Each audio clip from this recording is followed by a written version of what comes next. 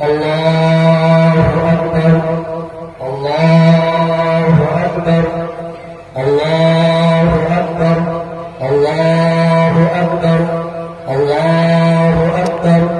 الله أكبر الله أكبر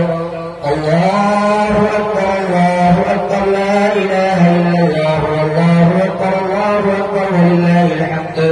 الله أكبر الله أكبر لا إله إلا الله والله أكبر الله أكبر ولله الحمد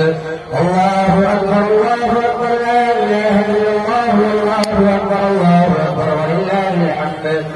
إن الحمد لله الحمد لله الحمد لله نحمده ونستعينه ونستغفره ونؤمن به ونتوكل عليه ونعوذ بالله من شرور أنفسنا ومن سيئات أعمالنا من يهده الله فلا مضل له ومن يضلل فلا هادي له ونشهد أن لا إله إلا الله وحده لا شريك له ونشهد أن سيدنا وسندنا وشفيعنا ومولانا محمدا عبده ورسوله الله أكبر الله أكبر لا إله إلا الله والله أكبر الله أكبر ولله الحمد أرسله بالحق بشيرا ونذيرا بين يدي الساعة من يطع الله ورسوله فقد رشد واهتدى ومن يعصهما فإنه لا يضر إلا نفسه ولا يضر الله شيئا الله أكبر الله أكبر لا إله إلا الله والله أكبر الله أكبر ولله الحمد أما بعد فقد قال الله تبارك وتعالى في القرآن المجيد والقرآن الحميد فأعوذ بالله من الشيطان الرجيم بسم الله الرحمن الرحيم يا أيها الذين آمنوا كتب عليكم الصيام كما كتب على الذين من قبلكم لعلكم تتقون الله أكبر الله أكبر لا إله إلا الله والله أكبر الله أكبر ولله الحمد وقال تعالى أياما معدودات فمن كان منكم مريضا أو على سفر فعدة من أيام أخر وعلى الذين يطيقونه فدية طعام مسكين فمن تطوع خيرا فهو خير له وأن تصوموا خير لكم إن كنتم تعلمون الله أكبر الله أكبر لا إله إلا الله والله أكبر الله أكبر ولله الحمد وقال تعالى شهر رمضان الذي أنزل فيه القرآن هدى للناس وبينات من الهدى والفرقان الله أكبر الله أكبر لا إله إلا الله والله أكبر الله أكبر ولله الحمد وقال تعالى يريد الله بكم اليسر ولا يريد بكم العسر ولتكملوا العدة ولتكبروا الله على ما هداكم ولعلكم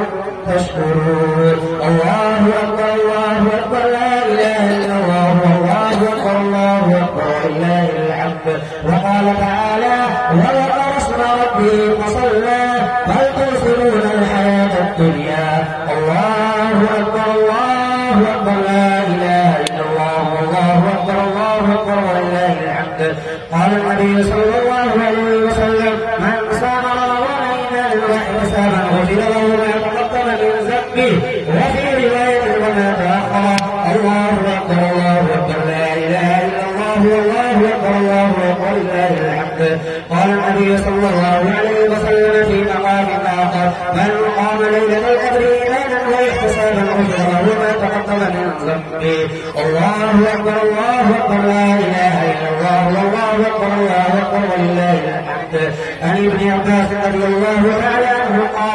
قال رسول الله صلى الله عليه وسلم زكاة الفطر تهدى للصيام عن الرفث واللغو وطعمة للمساكين الله أكبر الله أكبر لا إله إلا الله والله أكبر الله أكبر ولله الحمد قال النبي صلى الله عليه وسلم إن لكل قوم عيدا وهذا عيدنا الله أكبر الله أكبر لا إله إلا الله والله أكبر الله أكبر ولله الحمد وقل بارك الله